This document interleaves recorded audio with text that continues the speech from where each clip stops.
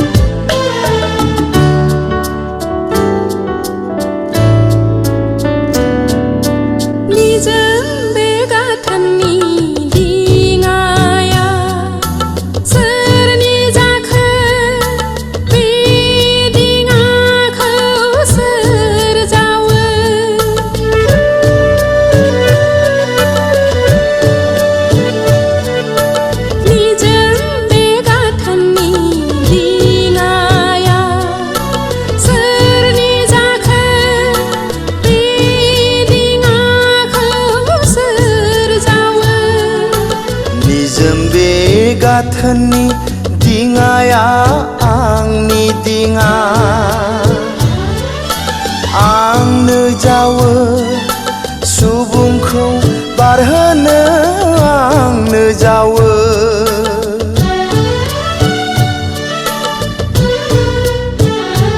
अनसुला जिउनि लोगो दान्दिसेल' आंखौ नेथ'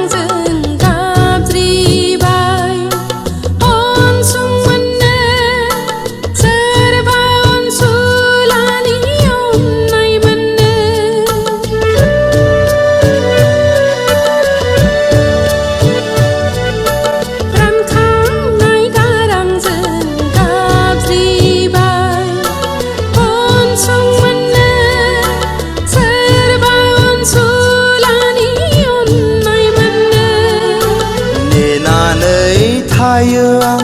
निदानारिखौ नायनो थाखाय आंनो दङ नोंजों लोगोसेयै आंनो थायो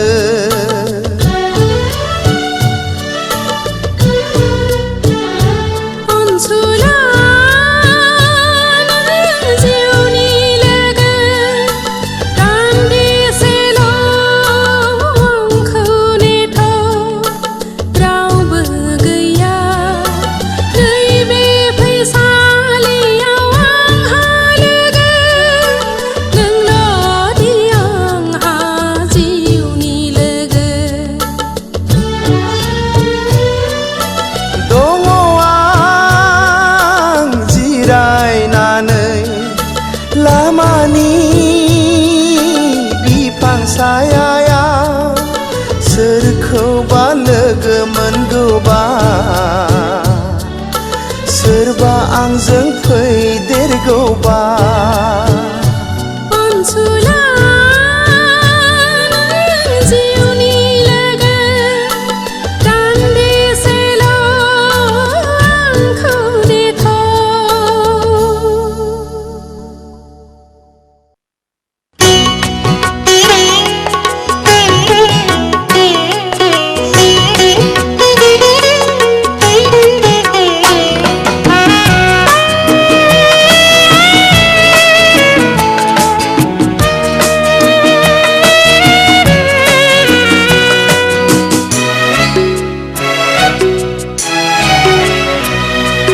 मा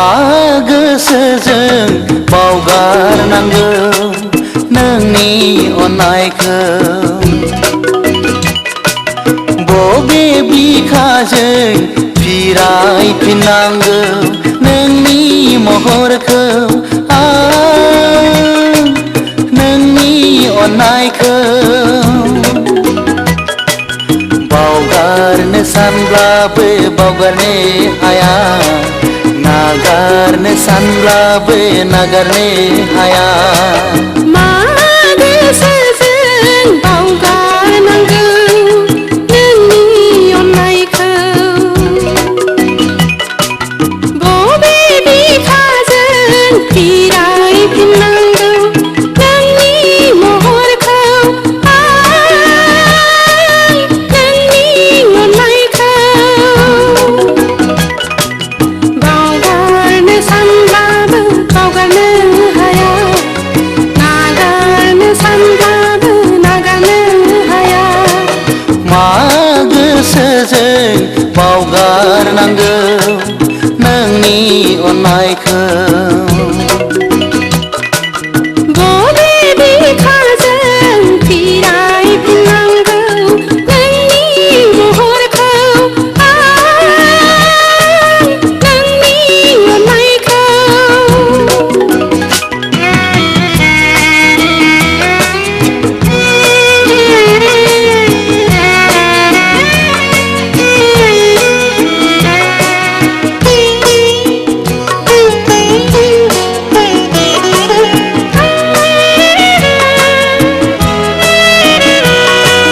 गायहे नुवालाव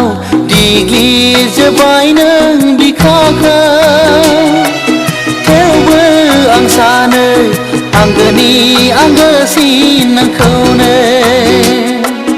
गायहे नुवालाव दिग्लिजोब्बाय नों बिखाखौ थेवबो आं सानो आंगोनि आंगोसिन नोंखौनो आं नोंखौ मोजां मोनो आं नोंखौ गोसो थोयो आं नोंखौ बावनो हाया जाखोमानो गोदाव सोराव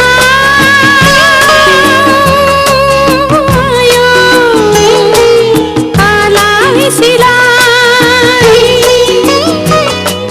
मा बुंबावनांगौ मा बुंबावगोन आं मेगनाव मोदै लानानै गोसोआव दावदाब लानानै मेगनाव मोदै लानानै गोसोआव दावदाब लानानै मा गोसोजों बावगारनांगौ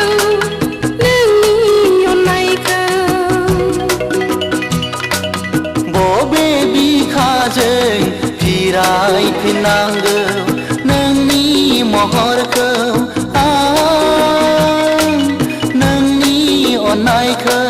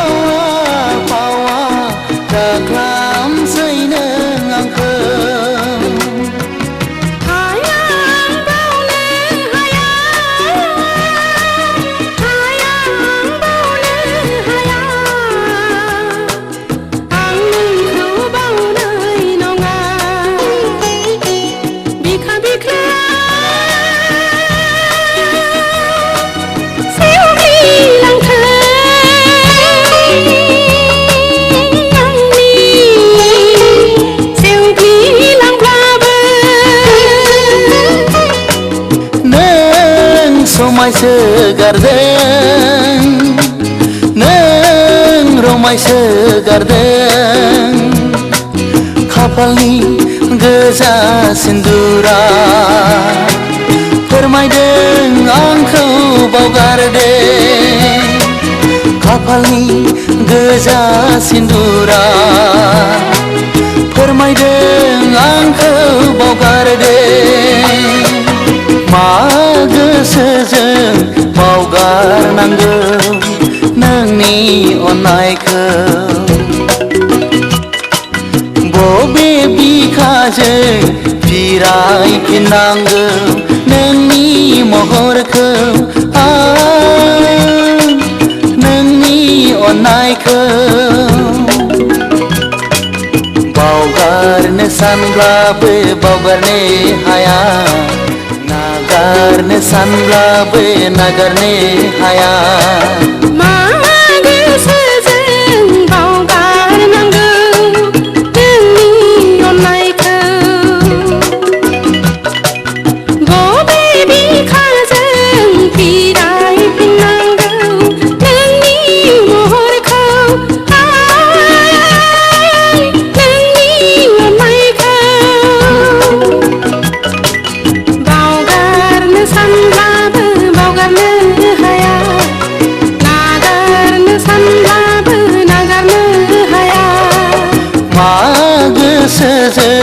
बावगारनांगौ नोंनि अननायखौ बबे बिखाजों फिरायफिननांगौ नोंनि महरखौ नोंनि अननायखौ नोंनि महरखौ नोंनि अननायखौ नोंनि महरखौ नोंनि अननायखौ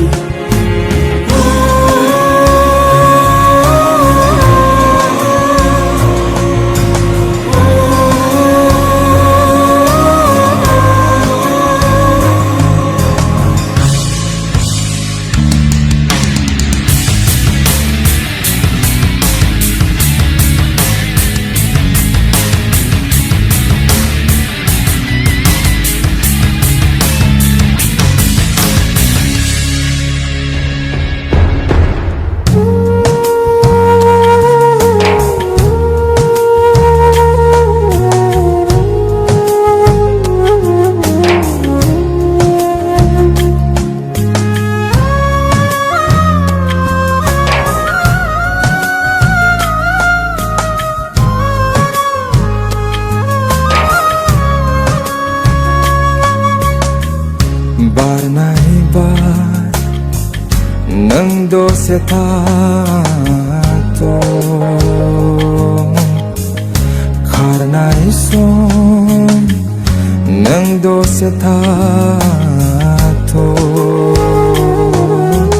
आं अनजालिखौ खेबसे रायस्रानि खेबसे आं बिखौ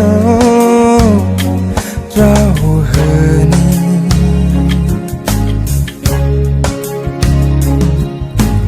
आं अनजालिखौ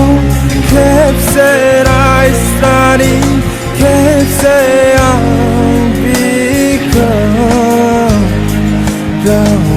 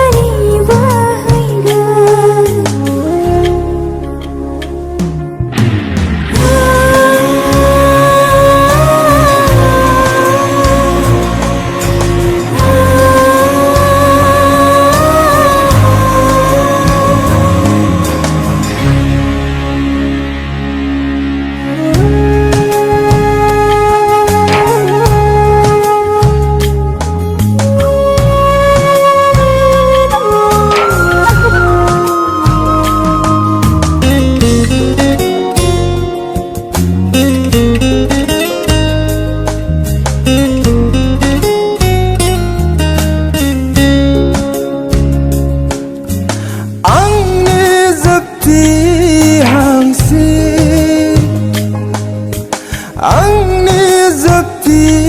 समसिम नोंनिनो सावगारि रजे मेगनाव बोहैगानांगौ